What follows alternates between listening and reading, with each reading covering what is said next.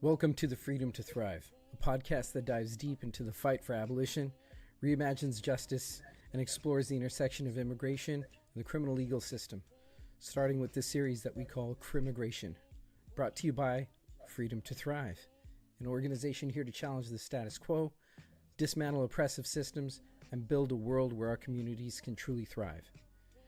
Each episode in the series, we sit down with powerful voices from organizers to activists, community leaders, and allies who are leading the charge for change. We'll unpack the real impact of our current systems, discuss the importance of abolition, and share the tools, strategies needed to organize for a more just future. Whether you're new to this movement or a seasoned advocate, the space is for you. Our work is led and informed by people directly impacted by the immigration or prison system, who have been or have had loved ones deported or locked up.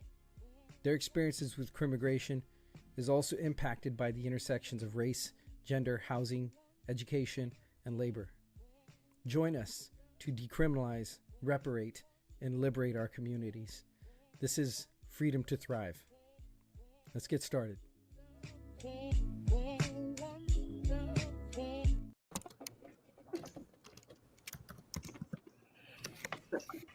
Okay.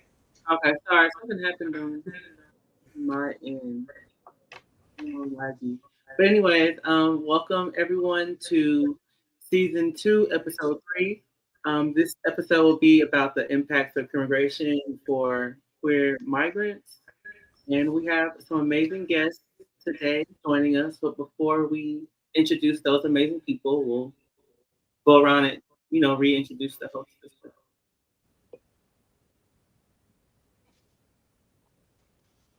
What up, everybody? I'll go first. C-Mob here. I'm the Portland organizer with Freedom to Thrive, and go by he, him, his. Popcorn it to Edwin. All right. Welcome, everyone, to our Freedom to Thrive podcast. My name is Edwin Argueta. My pronouns are he, him, his, él en español. I'm a researcher for Freedom to Thrive, and I'm so happy to have our distinguished guests who are going to talk to us about a very important topic. So I'm going to hand it over to Uche. Welcome, Uche.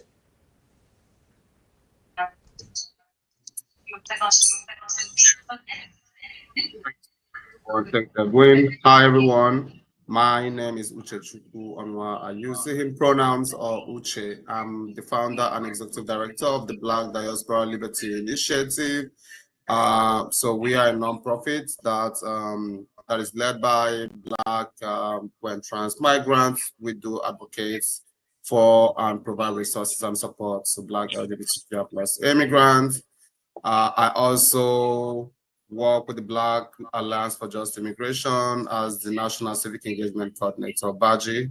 So I'm sure a lot of people might be familiar with BAJI and the work that BAJI does. But for the sake of this, I'm wearing the hat of BDLI, Executive Director. So it's good to be here. I will pass it back to you, Edwin. Yeah, I wanted also to give a chance to Justice to introduce, himself. Welcome, Justice. Hello, thanks for having me. I'm Justice Gaines. I use these zero, she, her pronouns. I'm a board member with Freedom to Thrive, and I'm also a political education trainer and coordinator at Sistifier, which organizes women of color and non-binary folks of color in Rhode Island. And excited to be here with you all. Originally joined Freedom to Thrive's network through We Rise, where I met Kay in 2019, and I have worked on some of these issues in various capacities in Rhode Island, including previously with Rhode Island Jobs with Justice and Providence Youth Student Movement PRISM. So excited to be with y'all. Thank you. And I want to apologize. I have like 3,000 things in my head, and I should introduce you as Justice herself. Thank you. So I'm going to hand it over to Kay. All right. Well, we can just jump straight in. So you all were kind of talking about the work that you do briefly. I would love if you all could like expand on that, talk a little bit more about like the work that you all do. So I'll pass it to Justice. Cool. So yes, again, in my day job, I'm at Sister Fire. We organize women of color, non-binary folks of color for political, economic, and social transformation. Previously, the organization has worked on a big Black maternal health campaign here in Rhode Island, really getting the birthing hospital to change not only its policies, but its practices and culture, as well as creating support networks for doulas and birth workers of color. And then also currently we're moving into economic justice and really thinking about what does a regenerative, relational, rejuvenating economy mean for our folks. And so in my work, it's kind of tying the different threads of some of the work we do to really bring our base into political education that we've seen sort of fall off over the past several years, over the past couple of decades, where we don't have the same level of engagement with organizing that we'd like to see. And also it's about creating space for women of color and non-binary folks of color to come together, to have space for ourselves in what's a very white state, a state with lots of white dominated power, both historically and currently. And so beyond only doing political education, we're bringing folks together for somatic exercises, for healing practices. We're doing, Sister Fire has done a lot of participatory action research in our community, which led to a lot of our economic work now, because we see the stressors that so many folks in our community are facing. And also recently, last Friday, actually, as of the time of this recording, we hosted the Dyke and Trans People of Color event, which has previously been the Dyke and Trans People of Color March, and bringing all of our folks of color, all of our queer folks and trans folks of color into space together to have space for us outside of a very corporate, very hypersexualized, very whitewashed pride. And so part of coordinating that was the big thing on my plate last week. And it was a wonderful event. And I'm also very excited for the rest that I've been getting. And then previously, I entered abolition work again through my work as a queer justice director at Providence Youth Student Movement PRISM, in which we were organizing youth, queer youth of color around what could alternative housing models look like, thinking of housing co-ops, thinking of host homes, but thinking of more communal ways to be in relationship. And so I really do see my work at Sister Fire as an expansion of that. What does it mean to come together as communities and imagine an economy around care and reciprocity, and not an economy that's built around money and profit? Thank you for sharing. Uche, would you mind? Yes, let me make it short. So I do a whole lot of things. Like I said earlier when I was introducing myself, my full-time day job, I work with the Black Alliance for Just Immigration, BAJI, as the National Civic Engagement Coordinator. So I do a lot of doing political education and civic engagement work, policy work as well. But I also founded an organization last year that is called the Black Diaspora Liberty Initiative. So my work with the organization focuses on supporting and amplifying the voices of Black and Black LGBTQI plus immigrants. This means advocating for their rights, creating safe spaces for them, and connecting them with essential resources like housing, legal assistance, mental health care.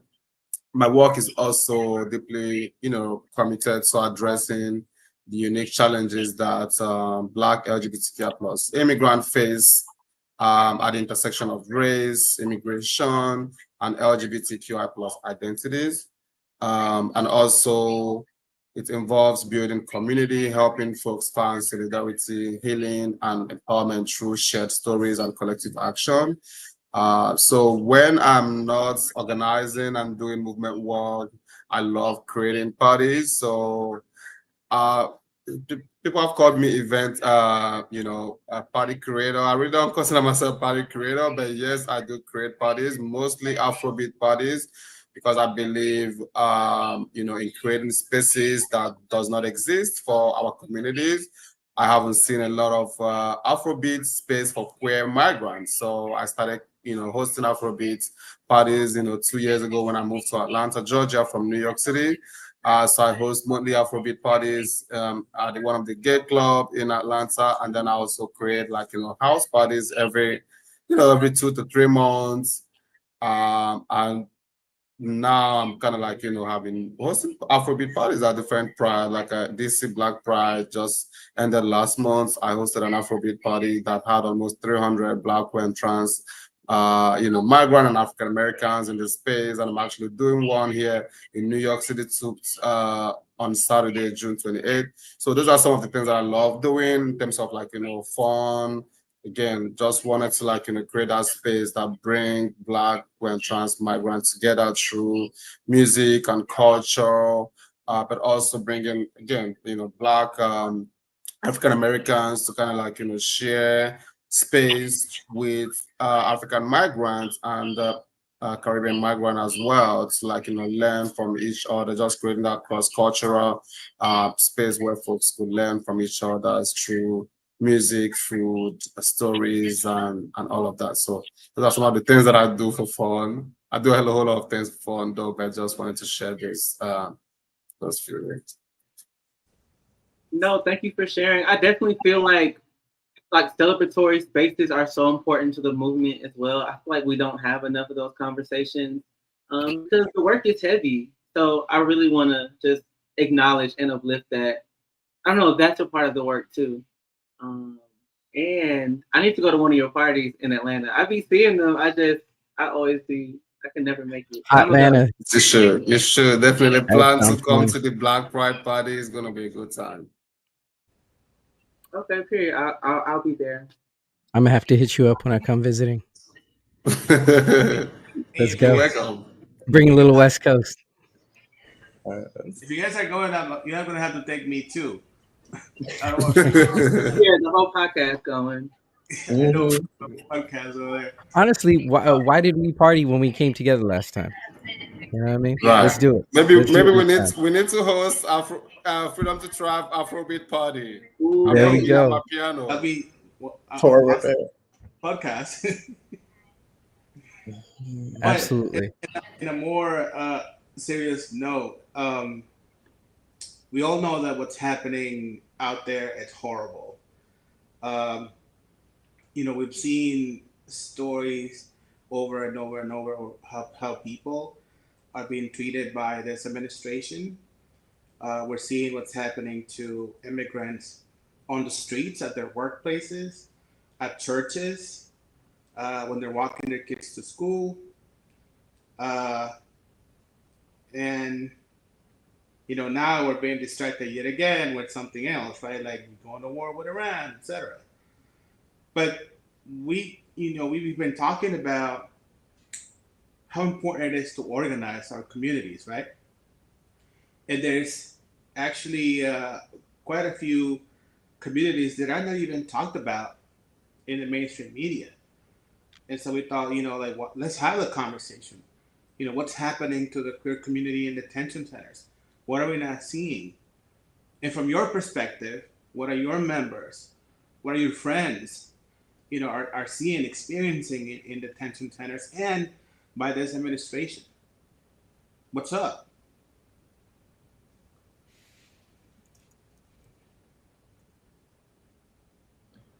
Do you want to start, Uche?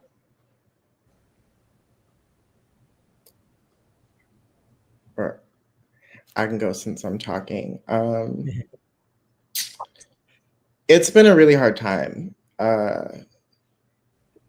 We're in Rhode Island, we're seeing a huge crackdown, and I'm sure that's happening in other parts of the country too, where folks are getting snatched on a regular basis, like every day. And there's been lots of rallies being organized. But even just, I want to say 2 weeks ago, we had a Cambodian man who was snatched, like coming out of work. And we only have one detention center in Rhode Island. We held a rally, and his wife, his daughter, his son spoke. And just the level of destruction that this is causing in our communities by stealing our parents, our coworkers, our friends, our loved ones, and the fear that's been coming up because now folks don't know where, if there are safe places. Schools aren't safe, churches aren't safe, workplaces aren't safe unless you have a boss that gets a tip and hides you or like shuts down the space, right? And a lot of folks aren't lucky enough to be in those spaces, or to have a boss that's going to do that. And so we're kind of seeing, at least here, this concern about really what to do, how to fight back, how to push back, how to protect our people, because we never know who's going to get snatched. And all of these legal ways that folks might have had some level of protection are also getting pulled away. And so it's not only our undocumented folks, but our folks who are losing their documentation or whose documentation is actually becoming the avenue by which they're targeted. And for us in Sistafire specifically, we're trying to adjust what that even means for our organizing. What does it mean to get folks registered? What does it mean to keep folks in our database? What does it mean about the information we collect? Because can any of that end up being used against them? And so we're also seeing the ways that we have to interact with our community shift, because protecting our community comes first. And I'll also say the bright side is that there are a lot of folks who are trying and imagining ways to be involved. We're trying to take it slow and understanding what that means. What is the type of mutual aid that's needed for this moment? Because during COVID, it was a lot of cash assistance. It was grocery runs. It was supporting folks getting to appointments. But now there's a different level where the economic pressures are huge, but this policing pressure is a different beast. And even in Providence, which is a sanctuary city where our police department is not legally allowed to work with ICE on any civil matters, but even arresting someone uploads their information directly to the federal database. So it doesn't matter whether they get charged, whether they get acquitted, whether they are doing something criminal or civil, their name goes to ICE and ICE gets it right away. And so we're also trying to figure out what it means to push back against that and what it means to protect our community. It definitely feels like, they're trying to wipe out, our populations. Uche, do you want to chime in? Yes. Thank you, Justice, for sharing all of that. Just a few things I just wanted to add also as part of like some of the things that are missing. Just like our stories not being told, and what it feels also like to be both invisible and also hyper visible at the same time. As Black queer migrant persons in detention, we are isolated, not just physically, but also emotionally, spiritually, and culturally. And then people also, think that the hardest part of being detained or being locked up is being locked up. But what people don't understand most times, and what hurt us, so many of us, is just the silence. I'm going to share a little bit example. I was detained when I came into the US. I remember when I was sick, while detained, I was also shackled to a hospital bed.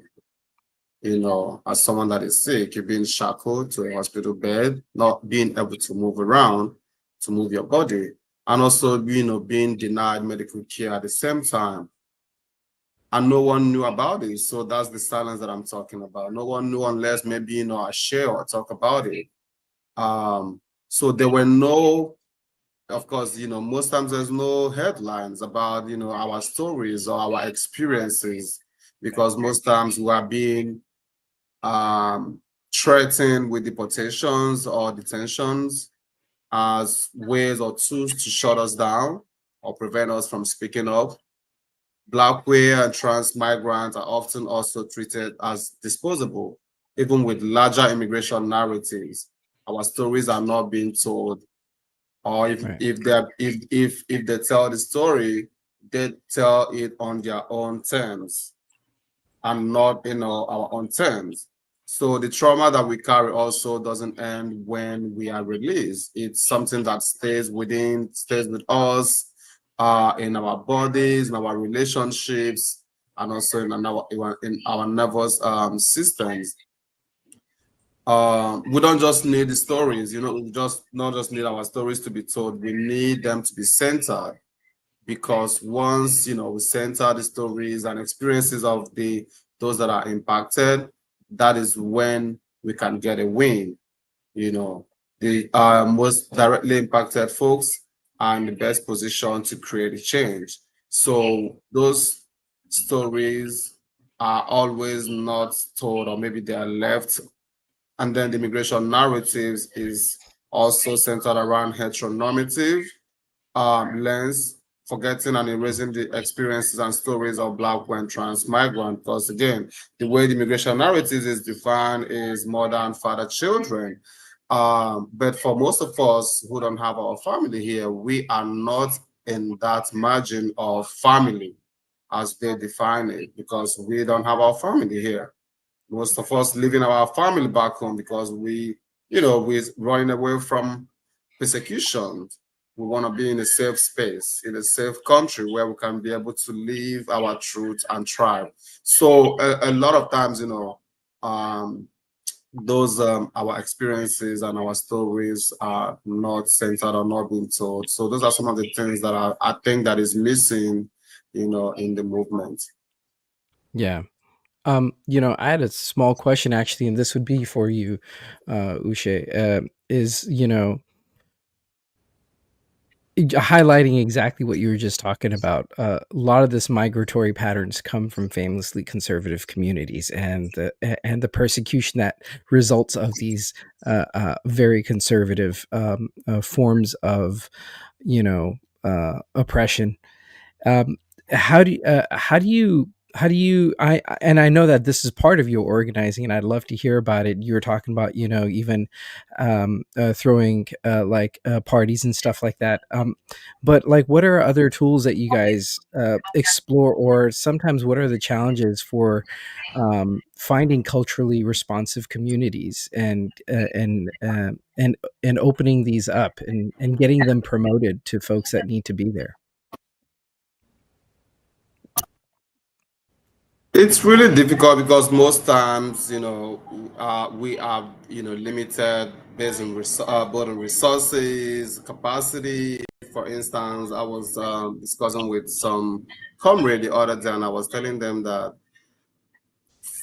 since January to like March, I was writing grant proposals. I submitted almost 20 grant proposals, and out of that, like I've gotten almost 15 denials. So like, it's like we are doing the work, but then the work, because we don't have the capacity, we don't have the, maybe we're a new organization or a small organization, funders don't see the work that we do. Right. So it's hard most times really to like, find resources for our communities. There's not a lot of Black and trans immigrant organizations uh, that really advocate for or support our communities. And sometimes, our stories are very unique. Our communities are also very unique community.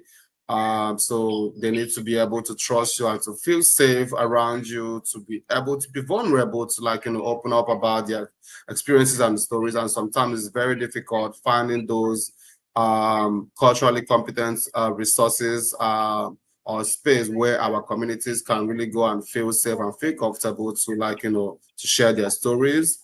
Um, So it's very difficult in terms of publishing stuff or broadcasting stuff or even getting those resources, because again, we have limited resources. We don't even know where to go to or who to talk to get those resources or those support that we need. So that's again the work that BDLI and a few other organizations, that's why we exist, to try to find those resources for our community. Even though it's challenging and very difficult, we cannot do the work if we don't have funding for that.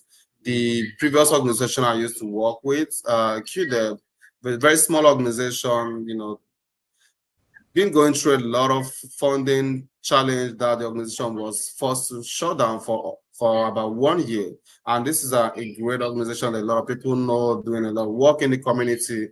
But so funding is actually probably the biggest challenge. Of course, I'm sure a lot of organizations are experiencing that, but one of the biggest challenge that folks like our organization, small orgs, are experiencing.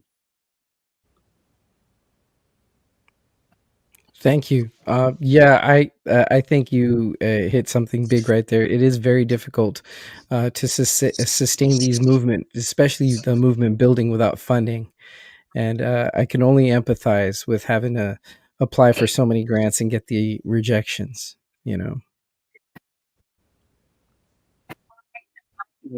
I agree too. I was going to add, I guess that makes me think about like relationship building. So I guess when it comes to the issue around funding, is that does it make it difficult? I mean, are you able to find a way to like maybe collaborate with like local orgs that may have more funding? Does that make it easier or? I mean, I think so. Like as long as whatever ways that folks will be able to get the funds. So I think collaboration with local orgs that have funds to give out, definitely. And of course, encouraging donors as well. To support and continue to donate to support the work is always good. But yeah, I think building relationship and collaboration is always good. Most times groups or orgs don't want to work with organizations that they don't know or they don't trust or have relationship with. I think I don't know if I was sharing this with you. When I moved to Atlanta, it was very difficult and challenging for me to really like connect with folks in the movement, because Atlanta, the way I think is a southern thing that is about who they know, relationship. Like if I don't know you, I don't want to work with you. So, and I'm like, how do I work? I want to work with you, or how do I do this? It was so difficult to really like break into the movement in Georgia. Was really frustrated at some point. So yeah, it's really hard. No, I definitely get that. I can get the difficulty around it. I think even thinking about like all the different movements, like the different little pockets that exist. Like I'm thinking about like reproductive justice, like how all these racial justice, they're all kind of like separate and like doing some of the same work because it all intersects. But like still, if you're not like directly connected to this person, then like it's harder to build. So I definitely understand that. I was curious about something, and I say that because at least here in Massachusetts, through something called the like basically a Nice Watch hotline, uh, you know, we've been attracting a lot of folks that have never done community organizing. We have been attracting folks who say, "I want to help the immigrants," but and they're well-meaning people, but at the same time, they're so ignorant of the many layers and the complexity of the system, but also the different dimensions that a person can have. And so people focus on, oh yeah, it's just about your status and blah blah blah, but there's little conversation about race, there's little conversation about gender, there's little conversation about anything else. Like the reason why is that people you know migrate. And I wonder, what do you say justice to both those that are coming into the fold, into the movement, right? The immigrant rights ecosystem that is trying to survive and trying to fight back, But more importantly, I mean, what do you say to the allies that want to help, right? So they can understand the full picture. Some of us argue we need a new system. I mean, what we have, it needs to be abolished. But more importantly, what do you say to members of the queer community who also say, I'm afraid, particularly because of the treatment that our community is getting. It's been bad before, but now it's far worse. How do you organize? How do you build relationships with both? The allies who are well-intentioned and, are willing to help, but maybe don't know how, but also like those that are, impacted. Oh, that's a great question. It's been a challenge, right? Partly because I think every time Trump gets elected, there's a rush of folks into the movement. I hate that it's been multiple times now to say that. But one thing I'll say for allies, whether it's, allies who aren't queer or immigrant, or folks who might be queer, but they are not immigrants, or might be immigrants, but not queer. If you are directly impacted by these systems, like assessing your risk and what your risk levels are is important. What are you willing to sacrifice within the fight in terms of putting yourself in the line of danger? Because there's lots of roles in the movement and not all of them have to be frontline. And I think that's important for both individuals and organizations to know. Some of us are on the front line simply because of who we are, how we live, and the fact that we're being targeted. And immigrants, especially queer immigrants and trans immigrants and Black trans immigrants, are like right there right now. And so for folks who don't hold those identities, who have a little bit more privilege, who have citizenship, or who presents cisgender or straight, right? Like, what does it mean to come in and be willing to offer yourself in more sacrifice? What does it mean to come in and, more importantly, listen to the landscape? One challenge I think that we've seen in Rhode Island is that when folks rush into the movement because they're really energized to support our communities, they start doing a bunch of things. They just start going, they enter spaces, they take up a lot of space, but they don't take the minute to pause, to listen, to hear the history, to hear the strategy, to learn what's already happened, to learn the people, to build the relationships in the room, to build the trust.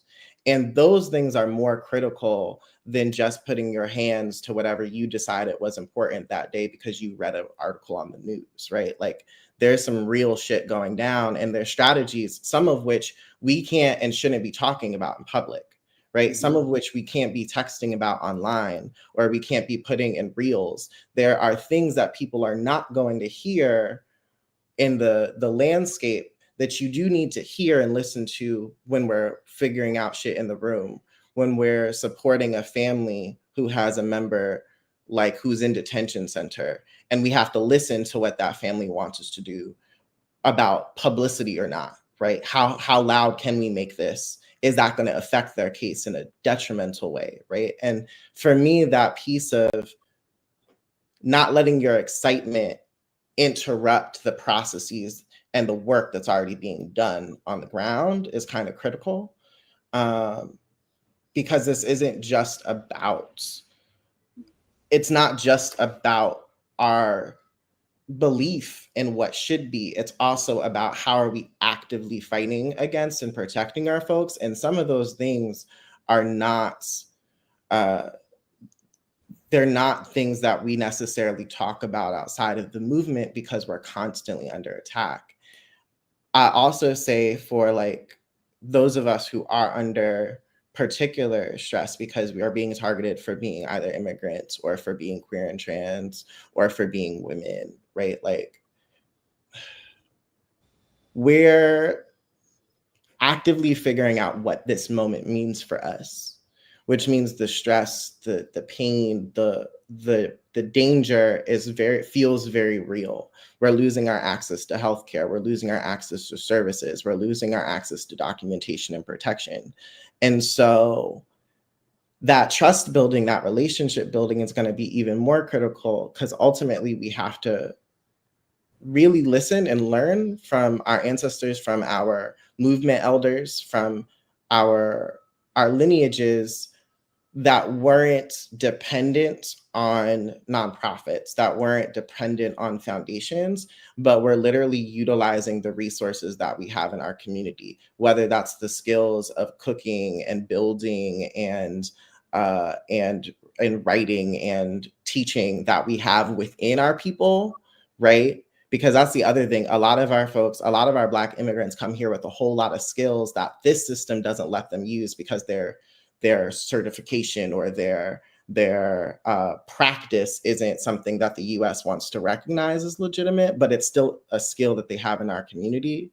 And what does it mean for us to really think about the resources we have, not the resources we're given or the resources that we are losing access to, in order to build a little bit differently and start to really strategize around what does it mean now that we know we can't rely on the system, not only to protect us, but to even friggin' feed us. Ooh, I almost cursed there, but to feed us or to give us education, right? Like, and I'll say for like queer and trans folks, that also means how do we find the spaces that actually do love us and will protect us and aren't just tolerating us because it was politically correct to do so for so many years. Right. Yeah. Yep. I just wanted to add just a little bit to the everything that Justice shared. I will start with the with folks that are fearful. LGBTQ migrant that probably want to get involved, but they are scared. I just want to say, I understand your fears. I think that I've been in that space, and of course, still in the space of fear because of what is really happening. Of course, I feel like no one is safe.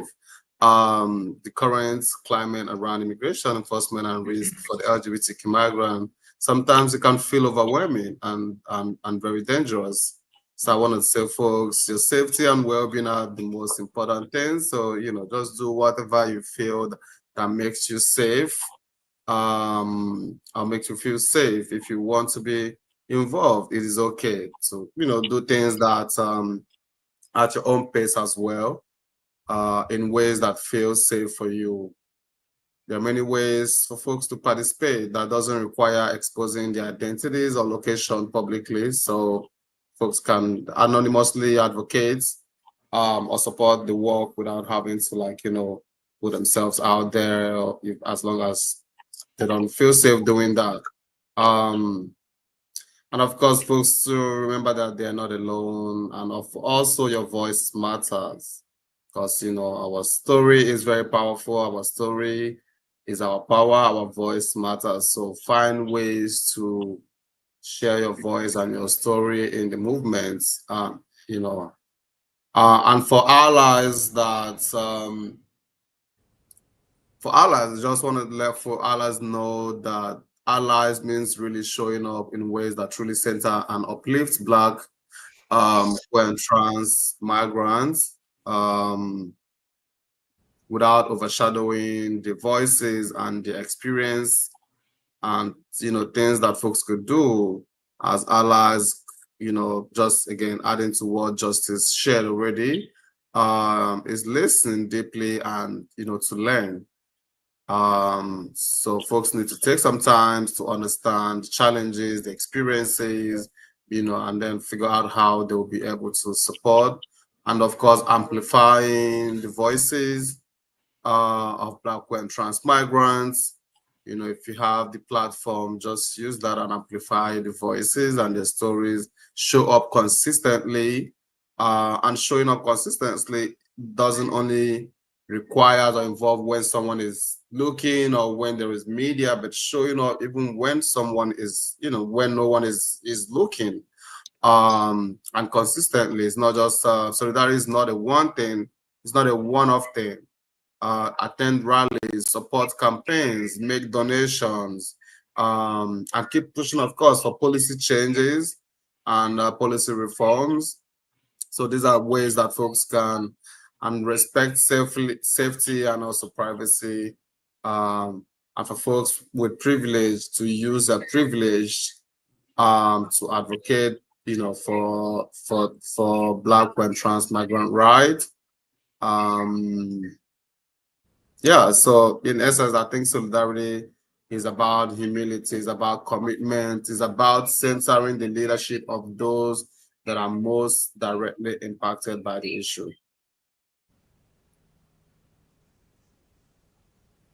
Absolutely. You know, I mean, we got. Go ahead, sorry. bro. Nah, No, go ahead. I was going to say that I appreciate both of you for sharing your knowledge and your experience. And I would, the first one to me, we barely make that space. You know, we always gravitate toward, best, and we barely make any space to even have this conversation. And I've been wondering, what are the lessons that we're learning from this movement from places like LA, right? LA has been clearly targeted in ways that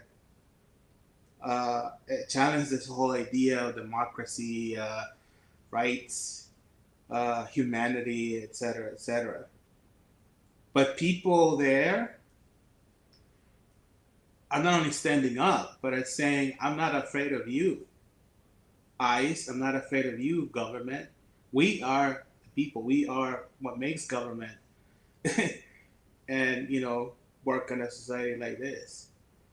And one element of that is culture. And I love when Uche was talking about, parties. And, that's just, it's part of our culture. It's a way to bond with people. It's a part of trusting each other based on, what we grow up with, right? In our families, the lineage that you were talking about, Justice.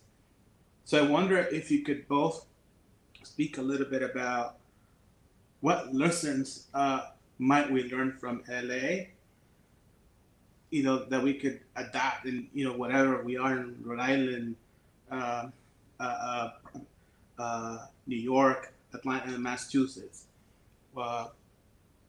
Portland.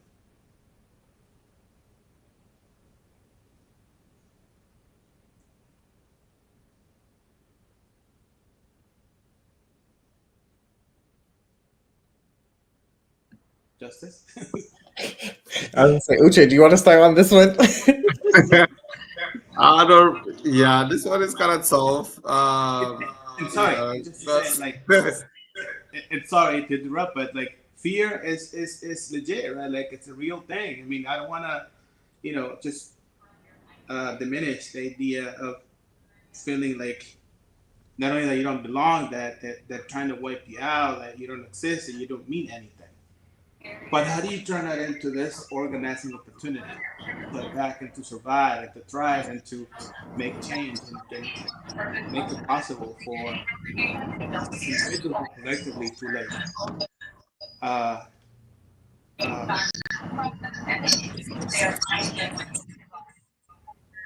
sorry, Edwin, you were breaking up for me. I didn't hear the last part. I was talking about like legitimizing, the feeling like fear and how you're literally reduced to a number. I always think about that, like we're being reduced to just a basic number. But how do you turn that into an opportunity, right? Like an organizing opportunity. So like you can continue existing. You can keep fighting and surviving to make change come about. Mm-hmm. I think what I'm gonna do, the few things that I will share. So I'm hearing myself echo. Yeah, Edwin, if you could mute in between, I think we're getting some weird feedback from our mics. Okay, I think that's better. Yeah, just a few things that I would share is, that I think visibility sometimes is not enough. I think that sometimes we need structural change. With what's happening again, and this is not just really in LA, because also in New York, but I don't think people are really talking about New York enough, because what is happening in LA is also, happening in New York City and other cities like Chicago as well. So, but I think sometimes we need to, if it requires us taking a pause and kind of restructure our movements and figure out, the best way, but also visibility is very important as well, even though it's not enough, but it's also very important that folks, are visible and out there fighting. Um, and also mutual aid I think is very, and community care is very important, in this fight. I think we saw it during the George Floyd movement, with the Black Lives Matter movement as well. How mutual aid and community care were really, really instrumental into the work and the justice that folks were demanding at the time, with the police brutality and everything that was happening at the time. So I think that a lot of the lessons that we learned during the George Floyd movement can actually be applied to what is currently happening right now. So we have to create that space of community care and mutual aid. And definitely coalition building and strengthening is very important as well. We need to strengthen our coalition. We need to build and be strong. This is really the time that we need each other. This is not just a one race or tribal whatever fight. This is a collective fight. So it is time for us to build and strengthen our coalition base to be able to get a win. And of course, allyship, like I said earlier, allyship. I think that this is the best time really for allies, specifically white folks. This is time for you all to really show up for Black migrants, for Latino migrants, for LGBTQI folks. This is time for you all to show up, because I think white folks have most the privilege, the platform to really show up and support and fight and advocate for our community. A lot of times, folks are not able to go out on the street and protest because of being a fear of them being arrested or being detained or being deported. But I think that the allies are in a better position to really be out there on the street fighting on our behalf and fighting for us. And then we can also figure out ways to also, of course, center our stories as well, stories of those that are directly impacted. So those are some of the things that I want to share in terms of lessons and things that we could do. Yeah, I agree with everything that Uche said. And I would add, this is a moment for folks to step up. It's a moment to step into the privileges you have, if you do have them, if you have citizenship, if you don't have a record, right? Making sure that you're stepping into the spaces of helping and stepping into some of that vulnerability that some of our folks aren't willing or aren't able to, and shouldn't be afraid to have to, but also still taking their leadership, not just doing it free form, not causing a ruckus in a way that's going to get our folks even more in danger. And part of what I think LA is showing me is, right, encouraging folks, find the organizations locally that are doing direct action training, find the organizations that are doing mutual aid and local community support, find the organizations that are doing crimmigration work, whether that's supporting folks who are on the inside in detention centers or in prisons, whether that's supporting local community and immigrant communities. And also learn the history. This is a moment for us to really actually think about the ways our histories are tied together, right? And I know that in Rhode Island, we have huge refugee populations. And so this is not just, folks are getting targeted. This is actually folks, because of US imperialism, because of US wars and US intervention in Haiti and US intervention in Central America, these are families and people, including a whole lot of queer immigrants, because of US and European homophobia that got spread in our countries, right? Like that came to the US because they couldn't stay where they were because of US destabilization.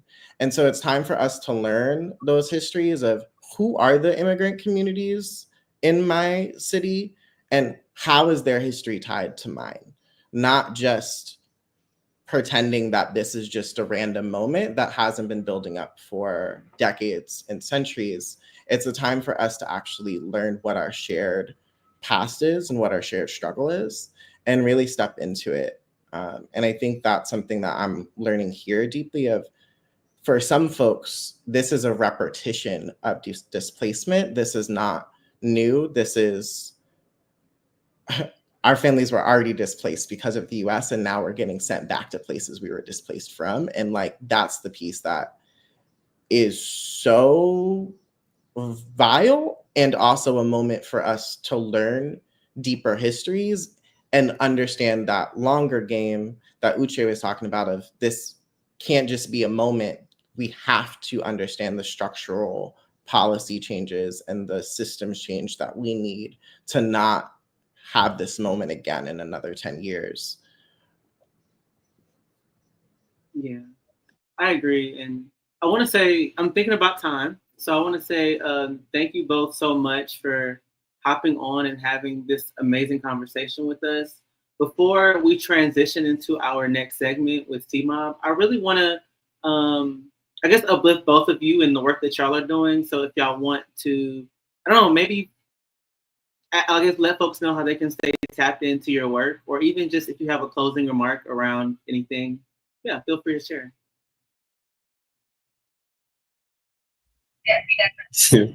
Yeah, I'm happy to start. Yeah, I think again, folks should just support the work, look for small non-profits because these are the ones that don't get the resources and the support. Look for those small non-profit and support their work. Donate if you can. If you cannot, share their work with your friends and your colleagues and other funders who are able to fund their work. Yeah, amplify the voices. And if folks are able to vote, please vote, not just, in general election, but a primary election. Those, elections are very, very also important as well.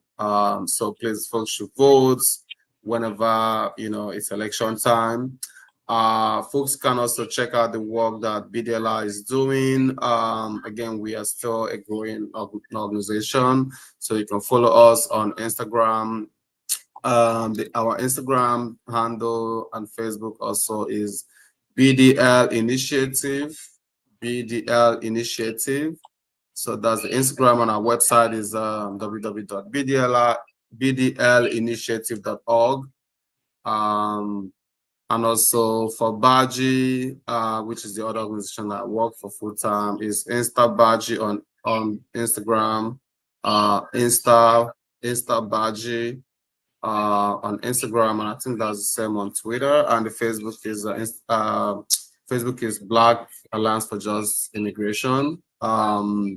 Yeah, so follow the organizations on both Instagram, and folks can also find me. My personal Instagram is uche_onwa. So to be able to see some of the other things that I do that don't get to make it to be there, like Instagram, like my parties and stuff. Yeah, that's how folks can check out the work. And also, again, please donate if you can. And there's a donation link on both our website and Instagram for folks to support.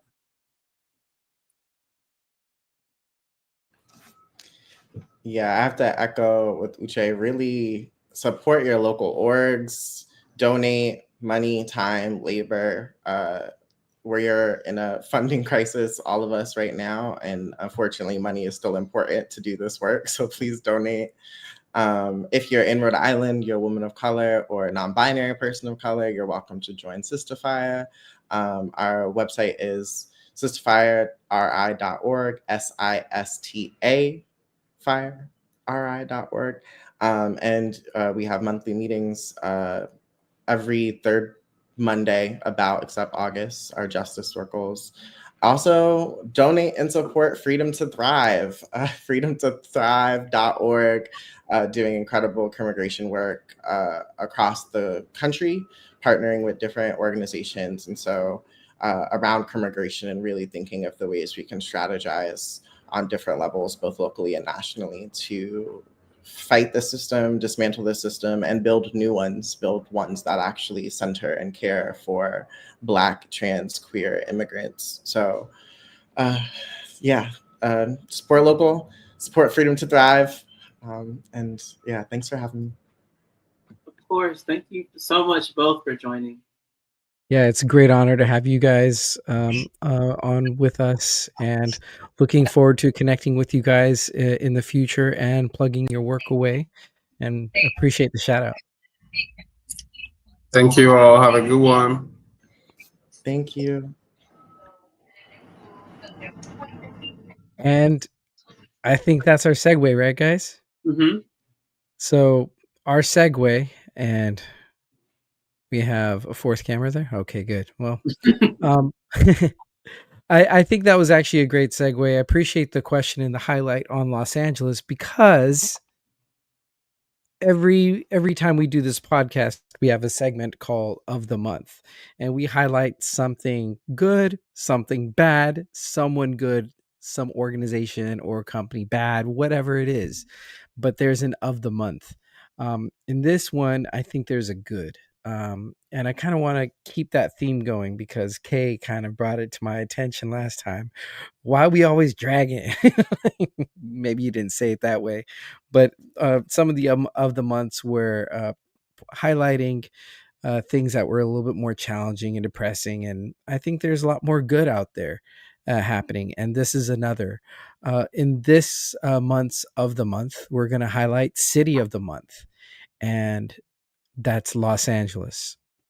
I wrote a little script, and I'm just going to run right through it, but follow me. This is, we're all going through it, from Rhode Island and New York to Boston, Hotlanta to Portland, as today's podcast panel represents. But there's something indescribably beautiful about the way Los Angeles shows up. Full disclosure, I'm born and raised there, but no bias. This city is an endless sprawl of culture, histories, languages, dreams. It knows how to protest like no other place on earth. Where else can you see a Palestinian flag waving right next to a Mexican bandera, next to Black liberation banners, next to Korean, Armenian, Filipino fists raised in solidarity? This is LA. This is what it looks like when the world stands together, not in some utopian fantasy, but right here on the cracked sidewalks of the sun-scorched asphalt. And even the cars are part of the movement. Our lowriders, our classic Chevys, the JDM crews, the bikers, the lowrider trucks, the classic bugs. Shout out to Sham. I see you, baby. All lined up, engines roaring, bouncing, Mexican flags waving, turning the streets into moving monuments of resistance. This isn't just traffic. This is culture. This is defiance. This is LA's heartbeat. Deep against creeping fascism, against these Gestapo-like tactics, the raids, the surveillance, the cages, the brutality disguised as law. Nah, not here. Not in this city, built by immigrants, by Black labor, by brown hands, by Asian dreams, by indigenous resistance. Not in LA. And yeah, the helicopters circle. The cops in riot gear try to intimidate, but they can't drown out the sounds of thousands of voices, of horns honking in unison, of speakers blasting from every song and every language under this sun. LA doesn't back down. It doesn't scatter. They organize. We cruise, we march, we show up. Because solidarity in Los Angeles is not just a word, it's a way of life. And they're not done yet. That's our wrap. And I just want to again thank our guests, Justice and Ucha, the incredible work that they do. Our next episode, you're going to hear from our guests, Max Smith and Donovan Scribes, about a project led by Donovan Scribes called Blackout, a 5-year retrospective of Portland's racial justice protests. That episode is coming on July 24th. If you want to get a clue in on the Blackout series, go to portlandmercury.com and you'll be able to find the series over there by Black writers. Again, it's an amazing retrospective on a 5-year look back since 2020's George Floyd's protests and everything that had taken place. Want to thank you all for watching and listening. Give us a like, give us a subscribe, a mandatory call on that.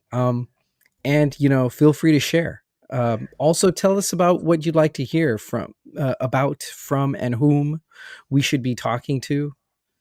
Other than that, we're a wrap, right? We are. Thank you, C-Map. Thank you, Kay. Peace and blessings. Love you guys.